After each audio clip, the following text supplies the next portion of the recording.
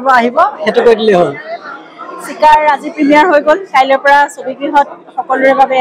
থাকিব গতিকে আহক